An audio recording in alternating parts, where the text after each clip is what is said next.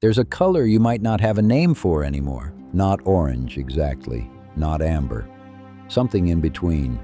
A specific, saturated, almost aggressive orange that meant one thing to an entire generation of Americans and means nothing at all to the people driving past those same buildings today. You've seen the buildings. You just didn't know what you were looking at. A steakhouse now, maybe. A carpet outlet. A church that took over a strange old structure with a peaked roof and a little cupola on top, and never quite got around to explaining the shape to anybody. That roof was the most recognizable piece of commercial architecture in America for about 40 years, and most people under 50 have no idea it was ever there. I want to start with the roof because the roof is the thing people remember when they remember nothing else. Grown adults who couldn't tell you a single item off the menu will still, if you show them a photograph, go quiet for a second. The orange did something. It was engineered to. But we'll get to the engineering. First, I want you to sit inside one of these places the way it actually felt, because the numbers come later and the numbers are not the point. It's a summer evening, sometime in the middle of the 20th century. You've been in the car for 6 hours. The kids are past the point of arguing and into the fragile, glassy silence that comes after. And then, up ahead, on the right, that roof. And everybody in the car exhales at the same time, because that roof means the same thing in Ohio that it meant in Georgia, that it meant in Connecticut. It means clean bathrooms. It means the milkshake will taste exactly like the milkshake did 400 miles ago. It means fried clams, sweet, meaty, encased in a batter, fried to a color almost as loud as the roof itself. And it means 28 flavors of ice cream lined up behind the glass like a promise. 28, not 30, not dozens. 28, precisely, because the man who built the place counted them once and decided that number was his. His name was Howard Deering Johnson, and here is a thing that never quite sat right with me. So I'll put it here at the front instead of burying it where it belongs. This man built the largest restaurant company on earth, larger than anything. In the 1950s and 60s, Howard Johnson's fed more people than any other restaurant business in the entire country. The only entity in America serving more meals was the United States Army, and he did it, by his own account, without ever really living. He said once that building his business was his only form of recreation. He never played golf, never played tennis, never, in his own words, did anything after he left school. He ate, he slept, and he thought about the business, and that was the shape of his life. There's a version of the American dream where that's the triumph. And there's a version where that's the cost, paid up front, before the company even had the decency to fail. I go back and forth on which one it is. I think the honest answer is that it's both at once, and that the man himself probably couldn't have told you the difference. But I'm ahead of myself. Let me back up, because the beginning is stranger than the empire. Howard Johnson did not set out to build a restaurant. He inherited a cigar business. His father sold cigars in Quincy, Massachusetts, manufactured them, wholesaled them, retailed them. And Howard dropped out of school around the 8th grade to roll and sell them. And he turned out to be an extraordinary salesman. The problem was the century. Cigarettes were rising, cigars were falling, and when his father died in 1921, Howard, 24 years old, inherited a business that was roughly $30,000 in debt. That's around $500,000 in today's money, handed to a young man with an 8th grade education and a dying product. He paid it off. That's worth sitting with for a second. He didn't declare bankruptcy, didn't walk away. He ground it down over years. And then he bought a small drugstore in Wollaston, a neighborhood in Quincy, with a soda fountain in it. And the soda fountain had ice cream. And the ice cream, frankly, was not very good. So he found a recipe. The story, and it's the kind of story that gets polished smooth over decades, so I'll tell it the way it comes down to us, is that Johnson tracked down an old German immigrant who made ice cream the old way, by hand, and bought his recipe. The secret was butterfat. More of it. Twice as much as the commercial stuff. The result was denser, richer, and it tasted like something, and Johnson started selling it, and people started coming specifically for it. He came up with flavor after flavor, and he landed on 28, and he said, and I'm paraphrasing him closely here, that he thought he had every flavor in the world. That number became his trademark. Then he did the thing that mattered. In the late 1920s, he set up little stands along the Massachusetts beaches in the summer, selling the ice cream and hot dogs, which for reasons of his own he insisted on calling frankfurts, and fried clams. And the beach stands did so well that he understood something most people around him didn't yet understand. He understood that Americans were about to start moving. Not migrating, driving, for pleasure, for no reason at all except that the car made it possible and the road was there. And a person driving for pleasure, hundreds of miles from home, has a specific fear he can't always name, that wherever he stops will be strange. Bad food, dirty, a gamble. Johnson decided to sell the opposite of a gamble. He opened his first real sit-down restaurant in Quincy right at the end of the decade. Fried clams, baked beans, chicken pot pies, frankfurts, ice cream, soft drinks. And then 1929 arrived and the stock market collapsed. And this is exactly the wrong moment to be expanding a restaurant business, and Johnson knew it. He wanted more locations, and he had no money to build them because nobody had money in 1929. So he did something that at the time was close to unheard of. He found a man who wanted to open a restaurant and he said, "Use my name. Use my recipes, use my orange roof, my menu, my standards. Build it yourself with your money and pay me." And the man did, and it worked. That's franchising, not the invention of it in the strictest historical sense. But Howard Johnson's was one of the first companies in America to make the model actually work at scale, decades before a man named Ray Kroc would take the same idea and aim it at hamburgers. Keep that name in the back of your mind. Kroc is coming, and when he comes, he arrives like weather. Through the 1930s and into the 40s, the orange roofs multiplied along the roads of the Northeast. And Johnson was obsessive, genuinely, clinically obsessive, about one thing above all others: sameness. He wrote manuals for everything. How to fry the clams, how long, the uniforms, the interior colors, the precise decor, because his entire proposition, the thing he was actually selling, was not food. It was the elimination of risk. The clams in Connecticut had to be the clams in Virginia, had to be the clams in Maine, or the whole thing meant nothing. A family 400 miles from home was buying certainty, and he intended to deliver certainty down to the ounce. And then the war nearly killed all of it. This is the part that gets skipped, usually, because it doesn't fit the Rise and Rise story. When America entered the Second World War, gasoline was rationed, tires were rationed, and a restaurant chain that existed entirely because Americans drove for pleasure suddenly had a country of Americans who could not drive for pleasure, who were not permitted to, who had nowhere to go and no fuel to get there.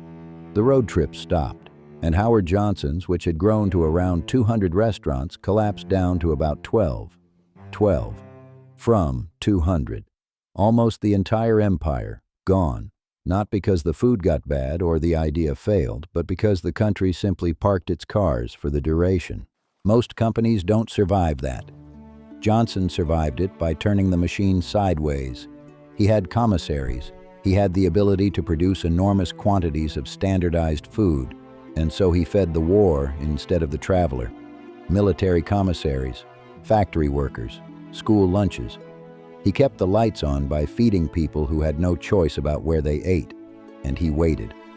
And when the war ended and the cars came back out and the gasoline flowed and America discovered it had a bottomless appetite for the open road, Howard Johnson's was still standing, lean and ready, and it did not just recover.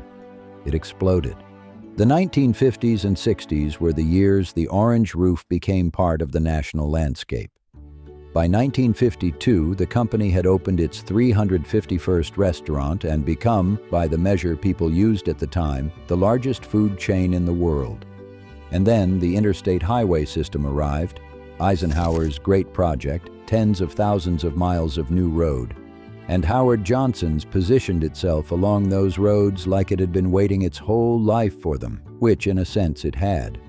In the 60s and 70s, it was nearly impossible to drive any real distance in the eastern United States without seeing that roof and that little weather vane on top. The one with Simple Simon and the Pie Man on it. A nursery rhyme figure most kids couldn't have explained but recognized instantly. And this is where I want to slow down, because this is the part of the story that's genuinely beautiful, and it's the part almost nobody knows. The food was good, not good for a chain, good. In the late 1950s and into the 60s, Howard Johnson brought in two chefs to oversee the food coming out of the main commissary. One was named Pierre Franet, the other was named Jacques Pepin. If you know anything about American cooking, you just felt the floor tilt a little, because Jacques Pepin is one of the most revered chefs of the 20th century, a man who would go on to define French cooking for millions of Americans through his cookbooks and his television work. And before all of that, he worked for Howard Johnson's. He tested recipes, he developed the clam chowder, and he wrote later about the strange challenge of it, the problem of engineering a recipe that would produce 3,000 gallons of chowder at a time and taste right in every single one of them. Here's the detail I can't get past. When Pepin was deciding where to work, he had another offer. Joseph Kennedy, the father of the president, wanted him to be the family's chef, to cook in the orbit of the White House. And Pepin chose Howard Johnson's instead. He chose the orange roof over the Kennedys, because at that moment in that America, Howard Johnson's had that kind of cachet. Working there meant something. It was serious. It was where a young, ambitious French chef could learn how America actually ate at scale and get regular hours and regular pay while he did it. So the next time somebody tells you the fried clams at a highway chain were just frozen garbage trucked around the country, they were frozen and they were trucked around the country, that part's true. But they were designed by Jacques Pepin. There was a mind behind the sameness. The whole grand machine of standardization, the thing Howard Johnson built his life around, at its peak had one of the great culinary talents of the century tuning the recipes so that the clam in Ohio would be worth eating. That's not a small thing. That's the empire at the absolute height of its powers, and it's worth remembering before we watch it come apart. But I have to tell you something else about the height of its powers, because a clean version of this story would leave it out, and I don't want to give you the clean version. That orange roof did not welcome everyone. Howard Johnson sold itself as the wholesome American family restaurant, the home away from home, the safe stop on the long road. And for a great many American families, it was exactly that. But for Black Americans traveling through the South and beyond, that welcome had a hard edge to it. Segregation ran straight through the chain. There are accounts, quiet, specific, first-person accounts, of Black families who could buy food at a Howard Johnson's but were not permitted to sit down and eat it. Takeout, yes. A seat at the counter, no. Children who grew up in the era describe not eating inside a Howard Johnson's until years later as adults, sometime in the 1970s, the first time they were simply allowed to sit down like anyone else. I put that here, in the middle of the good part, on purpose. Because the temptation with a story like this is to make the past softer than it was, to let the orange roof stand for a lost innocence. But the roof stood for certainty, and certainty in mid-century America was not extended to everyone equally. The home away from home had a door, and the door had a policy, and the policy was ugly, and it was part of the empire too. Both things are true. The chowder was extraordinary, and the welcome was conditional. You don't have to choose one. Now, the fall. People love a single reason for a fall. One villain, one mistake, one moment where it all turned. And I've watched a lot of tellings of this story try to hand you that single reason, and I don't think it exists. What actually happened is slower and sadder and much more ordinary than a villain. What happened is that the world the orange roof was built for stopped existing gradually, and the company built for the old world couldn't become a company for the new one. Start with the founder. Howard Deering Johnson, the obsessive, the man who wrote the manuals, the man who never played tennis, got old. And in the late 1950s and into the 60s, control passed to his son, also named Howard. Everyone called him Bud. And Bud was not his father, which is not an insult, it's just the truth, and it's the whole story in a way. The father was obsessed with quality to the point of self-erasure. He cared about the butterfat, the frying time, the color of the batter, in a way that was almost irrational, and that irrationality was the secret ingredient the whole time. Bud looked at the company his father built and saw a business problem. Food costs were high. Historically, at Howard Johnson's, food ran as much as 48% of revenue, which is enormous, which is the direct financial consequence of caring that much about the food. And Bud brought in analysts, people who did not share his father's obsessions, people who looked at that 48% and saw money left on the table, so they lowered food costs. And you already know what happens next, because you've eaten at a place after the analysts arrived. The quality dropped, slowly. Not all at once, not in a way any single customer could point to, but the clams weren't quite the clams, and the ice cream wasn't quite the ice cream, and the enforcement of standards on the franchisees, the sacred sameness the whole empire was built on, slipped, and the buildings got a little tired, and then a little dirty. And the certainty, the one thing Howard Johnson's had actually been selling for 40 years, quietly curdled into its opposite. People started to describe the orange roof with words that would have horrified the founder. Cheap, dirty. And this happened, this is the part that makes it a tragedy rather than just a decline, at the exact moment the competition arrived. Because while Bud's analysts were cutting the butterfat, Ray Kroc was building McDonald's. And Kroc was, in temperament, Howard Johnson's father reborn. Obsessive about standardization, fanatical about procedure, every bit as driven, but armed with a model that was sharper than anything Hojo's had. A tiny menu, a small building, cheap real estate, low prices and speed, Burger King, KFC. The whole fast food generation came up at once, leaner and faster and cheaper, aimed straight at the same highway traveler, and they were playing the sameness game better than the company that invented it. Howard Johnson's was a big, sprawling sit-down restaurant with a huge menu and expensive real estate and, increasingly, a reputation for mediocrity. It was heavy, it was slow, it was the past, competing against the future, and losing a little more every year. And here's where I want to stop narrating the strategy for a moment and just tell you a detail that doesn't move the plot at all because it's stuck with me since I first read it, and I don't want to skip it just because it's not efficient. The waitresses, in the good years, wore uniforms designed by Christian Dior. Dior. The House of Dior, dressing the women who carried fried clams to families in station wagons off Route 1. That's the kind of company Howard Johnson's was at its peak.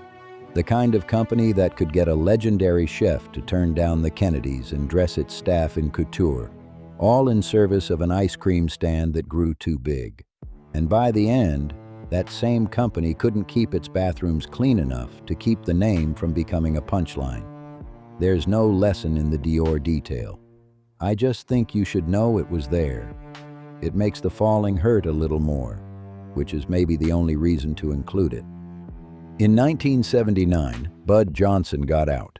He sold the whole thing, the restaurants, the name, all of it, to the Imperial Group, a British company that had made its money, of all things, in tobacco, which means the empire that grew out of a failing cigar business was, in the end, sold back to the tobacco industry. The company had over 1,000 restaurants at that point. On paper, it was still enormous, but you can be enormous and dying at the same time. The two aren't contradictions. The size was the momentum of a thing that had already stopped being fed. And the Imperial Group did not know how to fix it, because I'm not sure it could have been fixed. They made their decisions over the next several years. In the 1980s, the whole thing got carved up. The restaurants got split off from the hotels, because there were hotels too, the Howard Johnson's motor lodges, and those had their own separate fate. And they're the reason the name survives at all today, attached to buildings that have nothing to do with fried clams. The pieces got sold and resold. And the restaurants, the actual restaurants, the orange-roofed places with the 28 flavors, began to simply switch off one by one all across the country, through the 80s and the 90s and into a new century, until hardly anyone noticed they were noticing them less. That's the thing about how this particular empire died. There was no crash, no bankruptcy that made the news, no dramatic final day.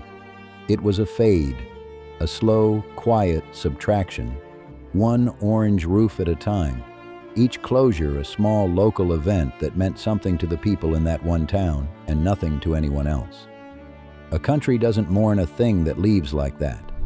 It just looks up one day and the thing is gone and can't quite remember when. By 2015, there were 3 left in North America. 3, from more than 1,000.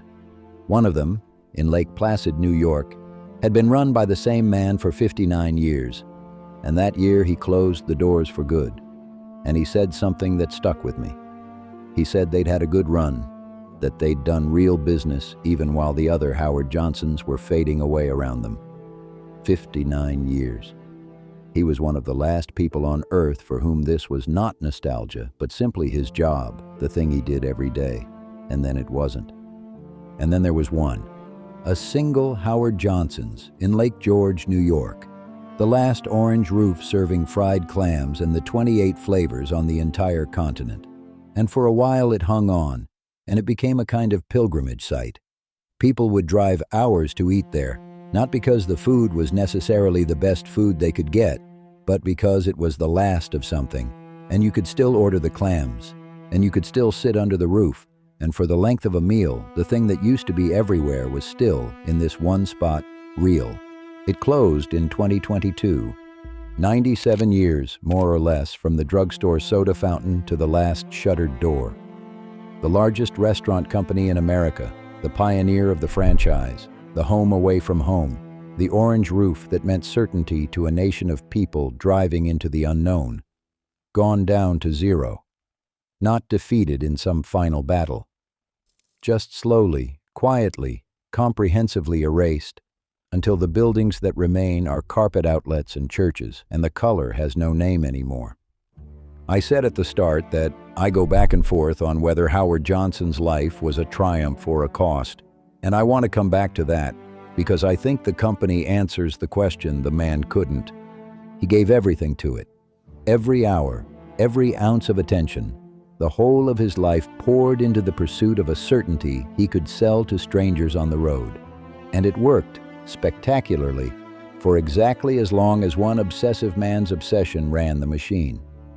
And the moment the obsession was replaced by good sense, by analysts, by reasonable people making reasonable decisions about food costs, the whole thing began to die. The lesson a tidy summary would draw is that the son ruined the father's company. But I don't think that's quite it. I think the truth is stranger and less comfortable.